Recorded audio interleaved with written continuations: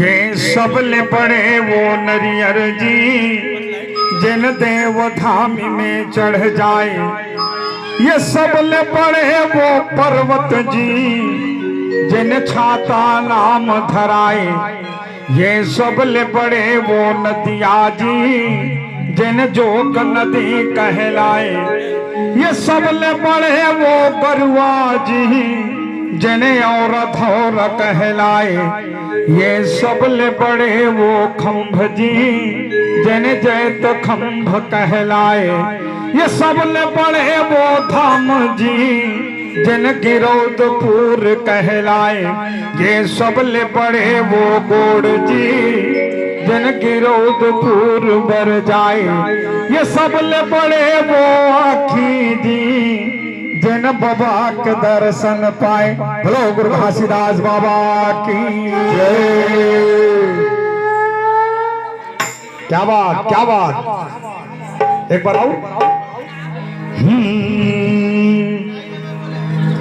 गुरु जी को पहुंचे बंदगी साहिब कोट कोट प्रणाम। कोट धीरन जीव तारिए गुरु रखियो आप समान। घट में घासी दास सुमर ले अरे सास में सथुरा माता। और मन में महंगू दास को भजले अरे मन में महंगू दास को भजले अमरौतिन जस भाखा।